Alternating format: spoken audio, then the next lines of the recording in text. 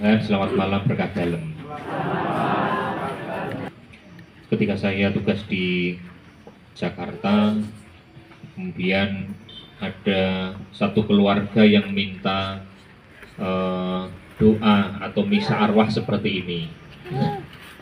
Kemudian ya saya dijemput, lalu di dalam mobil itu ngobrol, dan yang menjemput itu cerita kalau keluarga ini sering kesurupan, Romo.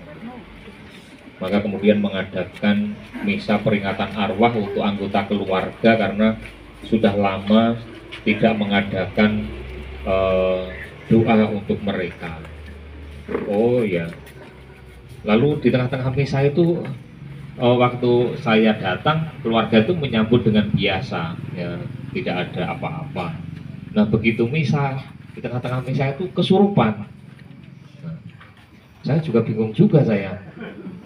Wah ini bagaimana ini? Dan suaranya itu langsung berbeda gitu. Nah ya saya, karena saya juga merasa tidak bisa mengusir setan begitu ya.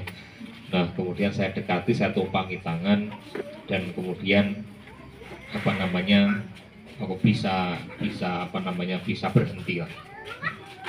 Lalu setelah 3 bulan saya dikabari kalau tidak pernah kesurupan lagi. Lu bukan karena saya bisa, enggak, bukan itu, ya, bukan itu intinya ya. Nah tetapi berkaitan dengan doa, ya, doa untuk arwah. Maka mengapa di iman Katolik itu kita mendoakan arwah orang beriman? Nah, bahkan ora cukup nganti nyewu, ya toh. Bahkan ini sudah berapa tahun ya, puluhan tahun ya, ini keluarga juga masih mendoakan. Bahkan kita sebagai satu gereja tiap tahun kita juga mendoakan anggota keluarga kita ya. Pada 2 November itu kan pasti ya ada waktu untuk berdoa bagi arwah orang beriman. Kita mendoakan anggota keluarga yang sudah dipanggil Tuhan. Apakah karena kita tidak percaya kalau mereka itu belum masuk surga lalu masih perlu kita doakan? Atau apa kira-kira alasannya? Boyo wis dipanggil Tuhan maupun dadak sembayang kayak gitu. Aku ya wis percaya kok wis mlebu swarga. Apa kira-kira? Kok kita masih mendoakan, masih mengenang mereka itu apa? Kok yang lain-lain itu juga tidak kok. Kewajiban apa? Persekutuan. Oke. Nah, yang pertama memang dasarnya persekutuan ya. Kita itu bersekutu, tetapi bukan hanya dengan orang-orang yang masih hidup, tetapi kita juga masih dalam satu persekutuan dengan orang-orang yang sudah dipanggil Tuhan, baik mereka yang sudah mulia di surga atau mereka yang mungkin masih berada di tempat penyucian. Itu kita masih berada di dalam persekutuan. Nah, kepada mereka yang sudah mulia di surga, kita sering meminta bantuan doa mereka. Kita tidak berdoa kepada mereka ya, jadi jangan salah tangkap. Kita tidak berdoa kepada orang-orang yang sudah meninggal. Kita mohon doa dari para kudus. Kita tidak berdoa kepada orang kudus ya, nanti ini berbeda. Berdoa kepada sama berdoa bersama atau minta atau mohon doa mereka. Mengapa kita itu berdoa bersama atau memohon pertolongan doa dari para kudus? Karena kita percaya mereka sudah mulia di surga. Dan kepada mereka yang masih berada di tempat penyucian, kita kan membantu dengan doa-doa kita. Nah lalu bagaimana kalau saudara-saudari kita sudah di surga? Apakah doa kita tidak ada gunanya? Tetap ada gunanya. Yang pertama sebagai persekutuan, ya, cara kita membangun persekutuan dengan mereka yang sudah dipanggil Tuhan dengan apa? Ya dengan doa. Kalau kita yang masih hidup kan persekutuannya bisa dibangun dengan berbagai macam bentuk, ya toh. Bisa kumpul bareng, bisa gaple bareng, bisa lotisan bareng, gitu. Bisa rasan-rasan bareng kan gitu. Itu kalau kita dengan yang sesama masih hidup. Tapi kalau dengan yang sudah meninggal, ajak lutisan ya ora iso. Ya toh. Nah, cara kita membangun persekutuan itu ya dengan doa. Itu alasan yang pertama. Alasan yang kedua, memang sabda Tuhan menegaskan kepada kita bahwa kemurahan hati kita itu jangan hanya untuk yang masih hidup. Hendaklah kemurahan hatimu tidak hanya untuk mereka yang masih hidup, tapi orang yang sudah mati pun jangan kamu kecualikan. Ya. Jadi tidak hanya untuk orang-orang yang hidup kemurahan hati kita, tapi juga orang yang sudah meninggal pun jangan kamu kecualikan. Dan kemurahan hati kita untuk mereka itu wujudnya apa? Ya melalui doa-doa itu. Itu dasarnya mengapa kita masih memperingati saudara-saudari kita yang sudah dipanggil Tuhan. Bahkan sudah 1000 hari pun masih kita doakan, wis 10 tahun, 15 tahun, 20 tahun masih kita doakan, kita kenang. Bukan kita tidak percaya mereka sudah di surga, tapi karena kita membangun persekutuan dan kita menunjukkan kemurahan hati kita dengan doa-doa itu. Jelas ini ya bagian pertama ya. Lalu bagian yang kedua, nah kita mau belajar atau merenungkan iman akan kebangkitan. Ya, jadi dasar iman kita itu kan iman akan kebangkitan. Jadi pertama-tama yang diwartakan oleh para rasul itu kan kebangkitan. Maka puncak dari iman kekristenan, iman kekatolikan itu adalah Paskah, ya bukan Natalan. Meskipun nak pesto pas Natal, ya, tapi puncak iman kita itu ada pada Paskah, pada kebangkitan Kristus. Nah, dan kita percaya pada apa? Pada namanya kebangkitan, pada kehidupan setelah kematian. Dan ajaran ini, iman ini sudah pasti benar. Karena apa? Yang mengajarkan Tuhan sendiri. Karena apa? Memang ada orang-orang yang tidak percaya pada kebangkitan. Urip piye meneng donya iki. Nek wis mati wis ora ana apa-apa meneh. Ya, Bapak Ibu tentu masih ingat orang Saduki yang bertanya kepada Tuhan Yesus. Ya, orang Saduki itu kan tidak percaya pada kebangkitan.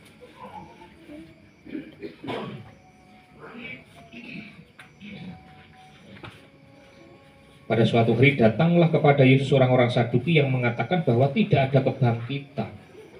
Lalu mereka bertanya kepadanya, ini kan cerita terkenal ya. Kalau memang ada kebangkitan, ini orang Saduki mengajukan suatu soal ya. Ini ada seorang perempuan ya, lalu memiliki suami. Nah, suami pertama itu mati tanpa meninggalkan anak. Lalu menurut tradisi itu ya saudara-saudaranya itu harus menggantikan. Ini ada 7 bersaudara. Yang pertama kawin dengan perempuan itu mati. Yang kedua ganti mati lagi. Yang ketiga ganti mati lagi. Sampai ke 7-7-nya ya, pernah menjadi suami perempuan ini. Mati semua tanpa meninggalkan anak. Nah lalu perempuan ini akhirnya mati. Lalu orang Saduki bertanya, kalau di sana ada kebangkitan, terus siapa yang jadi suaminya? Karena 7-7 ini pernah jadi suaminya ketika di dunia. Ayo neng kono sapa jadi suaminya? Yang pertama apa yang terakhir? Hah? Tidak ada. Kok tahu? Ya? Sudah roh. Terus piye? Nah,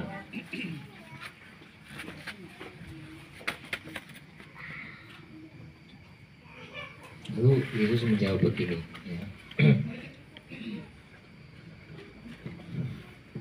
Demikian juga yang kedua dan yang ketiga sampai dengan yang ketujuh, akhirnya sesudah mereka semua perempuan itu pun mati dan seterusnya. Lalu Yesus menjawab mereka, kamu sesat, ya.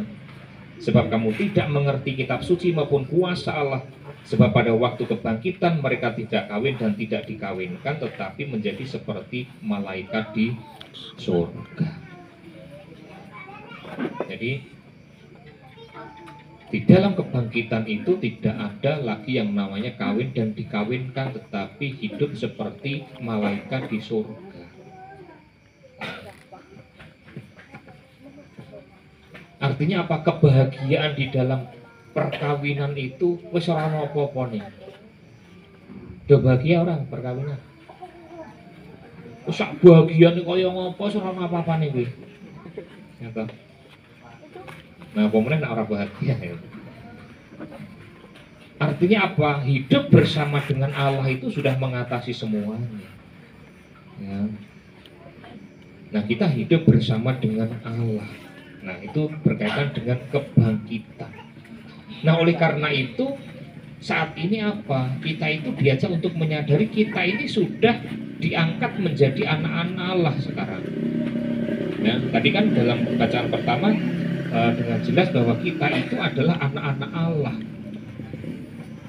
Dan anak Allah itu suatu martabat yang sangat tinggi. Ya, kita diangkat menjadi anak Allah. Meskipun kadang-kadang rano rasane ya, anak Allah ngopo itu. Nah, tetapi begini ya, kita itu kan ditebus dari dosa. Saya berkali-kali menjelaskan berkaitan dengan ini ya.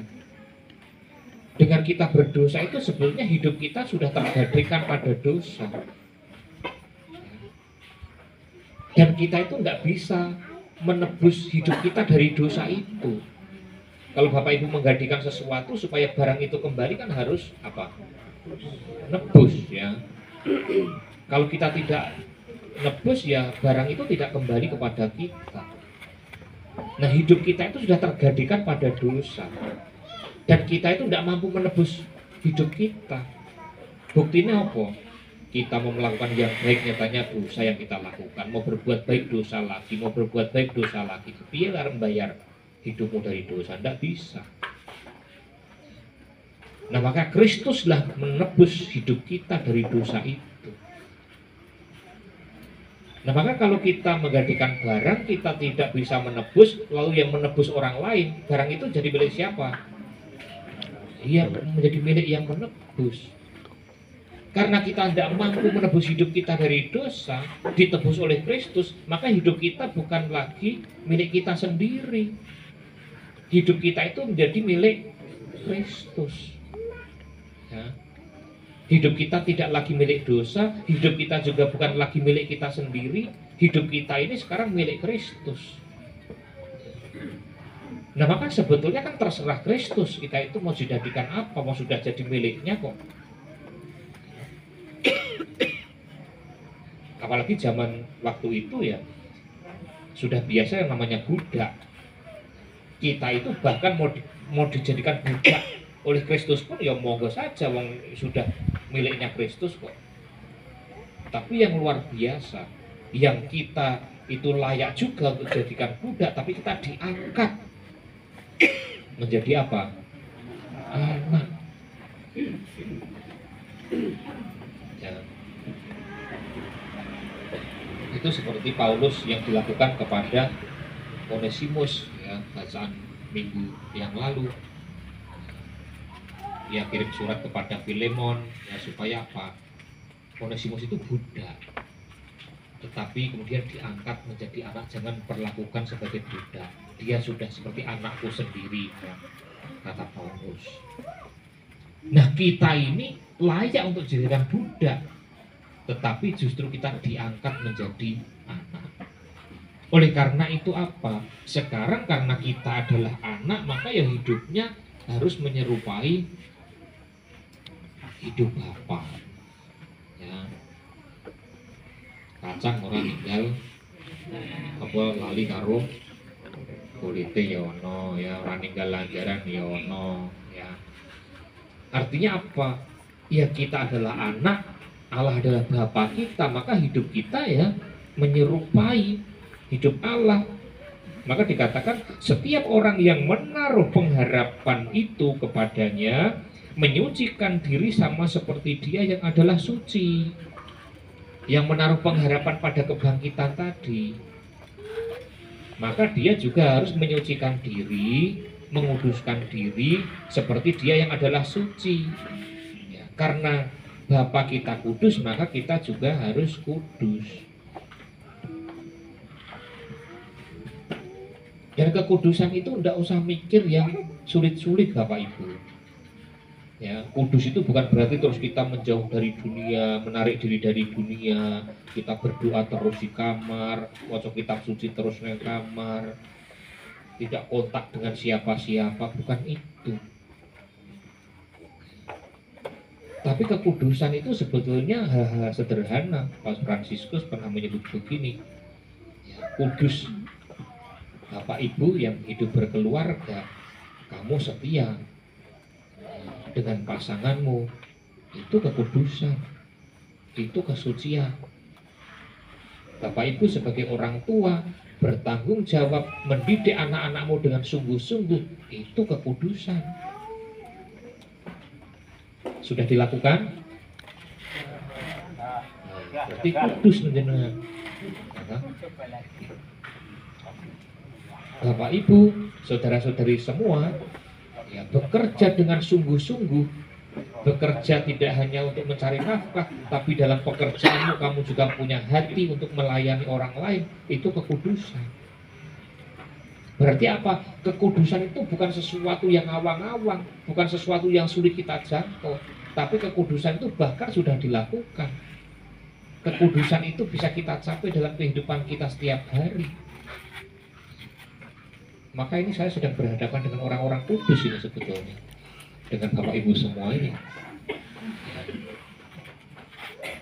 Jadi kekudusan itu sesuatu yang sederhana dan itu sudah dilakukan. Nah, maka sekarang tugasnya apa? Lebih tekun lagi untuk melakukan itu. Nah, maka mari kita jadikan tubuh kita, ya, diri kita ini sakramen. Ya, lalu saya ngomong sakramen itu tanda dan sarana keselamatan. Ya, mumpung jiwa kita itu masih di dalam tubuh kita itu kita jadikan sakramen, tanda dan sarana keselamatan. Ya, mulutnya kita gunakan untuk menguatkan orang, memotivasi orang, meneguhkan orang. Tangan kita untuk menolong, memberkati, apapun, ya. Tubuh kita ini kita gunakan, kita jadikan sakramen, tanda sarana keselamatan, bukan tanda dan sarana untuk menghancurkan orang, ya. Nah, semoga dengan demikian kita sungguh-sungguh menjadi anak-anak Allah. Nah, maka mari bersama-sama kita terus-menerus membangun persekutuan dengan saudara-saudari kita yang sudah dipanggil Tuhan, termasuk keluarga ini pada saat ini juga membangun persekutuan dengan anggota keluarga yang sudah dipanggil. Dan inilah wujud iman, wujud kasih keluarga. Karena apa? Kita itu tidak akan pernah terpisahkan hanya oleh karena kematian. Nah, jadi kematian itu tidak memisahkan kita. Secara jasmani iya, tapi secara rohani tidak memisahkan. Kematian tidak memisahkan kita. Yang kedua, karena kita percaya pada iman kebangkitan dan kita mengharapkan akan kebangkitan itu, maka sekarang ini mari kita hidup sebagai anak-anak Allah. Hidup sebagai anak-anak Allah berarti apa? Ya, kita hidup seperti Bapa, menyucikan diri, tapi hidup dalam kekudusan. Dan kekudusan itu tidak sulit, bahkan sudah Bapak Ibu lakukan. Kita hanya cukup perlu melakukan lebih tekun lagi. Dan mari kita gunakan tubuh kita ini menjadi sakramen, kita hadir dengan tubuh ini kita jadikan berkat, entah melalui perkataan, entah melalui perbuatan kita. Semoga anggota keluarga di sini, Bapak Laurentius Sakiman, Bapak Evensius Hermanto, dan juga Yohanes Sudarmanto yang sudah boleh menikmati kebahagiaan di surga bersama para kudus, akhirnya menjadi pendoa bagi kita yang masih berziarah di dunia ini, juga menjadi pendoa bagi keluarga secara khusus. Kemuliaan kepada Bapa dan Putra dan Roh Kudus, pada permulaan sekarang selalu dan sepanjang segala abad. Amin.